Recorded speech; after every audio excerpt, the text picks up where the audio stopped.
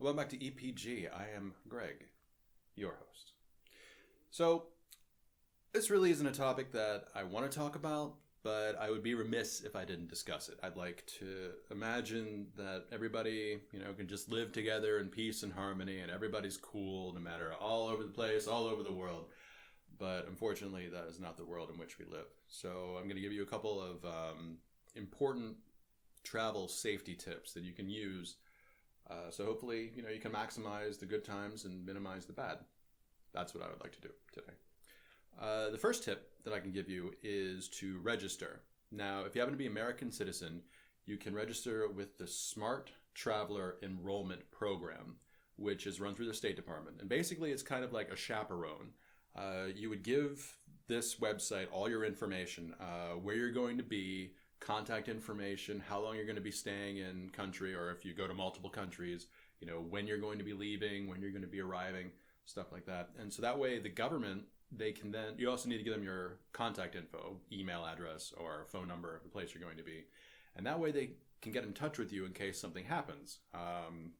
For example, when I was in Chile, I got a notice from the State Department that there were going to be lots of civil unrest, lots of riots, possible food shortages, and things like that. And it really helped me kind of understand how best I could get through the situation. And also in every single one of these emails, they have the address of the local embassy for whatever country you're in. So just in case, crap really hits the fan, you know where to go.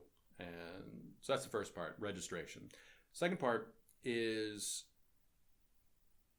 for better or worse, listening to your gut. Now, I know recently, especially in the United States, a lot of people have been able to kind of ignore or explain away certain gut feelings about situations or people that make them incredibly uncomfortable. What I'm saying is not to do that, especially if you're in a foreign country, especially if you don't speak the language. Listen to your gut.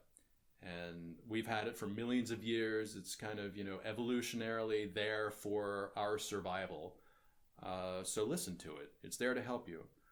If there is an alleyway that doesn't look that good and, kind of the hairs stick up on the back of your neck, don't go down it.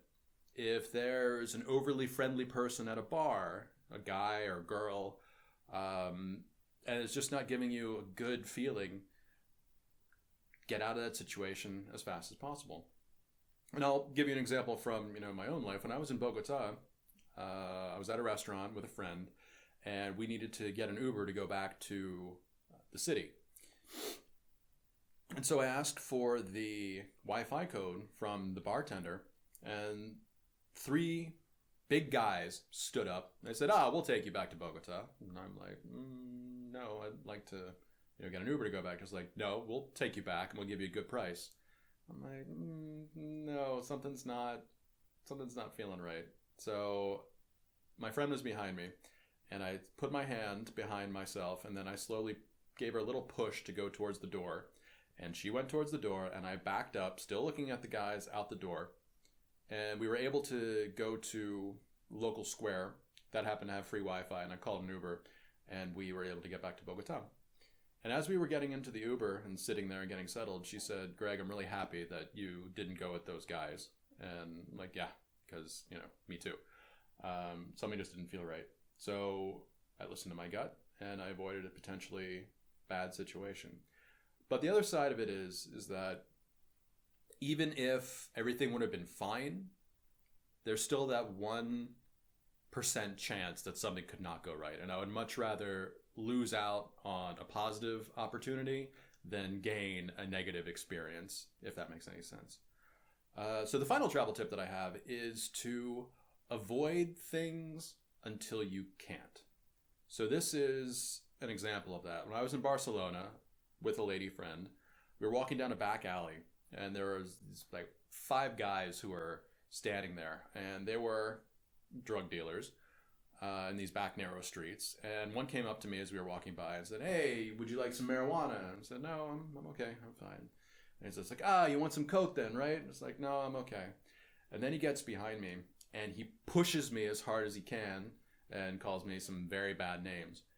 And as I kind of stumble forward, I was on the front ball of my foot, and I was thinking, what can I do? And I was just like, no, I'm not going to do it. So I kept walking, and I listened for like 10 seconds to see if any footsteps were following behind me. And since there weren't, we were able to get out of that situation. Now, if the guy started following me, I mean, and he put his hands on me again, or he put his hands on my girl, or something, then the situation had changed. As I was walking away the first time, there was no threat. Threat was over. I didn't hear him walking behind me. I didn't hear any of his friends walking behind me. But if something happened and I felt that my life was in danger, that would have been a time that I could not have avoided having a conflict. It's not ideal. And one of the things, too, is that you don't want to get into conflicts willy-nilly, especially when you're in a foreign country. Because especially if you're kind of from a more affluent country, you don't know how the police are going to react to it. You don't know how the other people are going to react. And it's kind of best to minimize any type of encounters that you have with law enforcement, especially when you're a potential aggressor or they could see it that way. So yeah, those are the 3 tips that I would say. First, registration. Second is following your gut. And third is avoiding situations until you can. So anyway, I hope that these have been helpful for you. I hope these don't scare you, but it's just something to keep in mind when you're out in the world. And, if you're traveling alone or if you're traveling with a few other people, just be aware of your surroundings and the people you're with and just life in general. Be mindful. So thank you very much. And I look forward to addressing happier topics in the future. So thank you.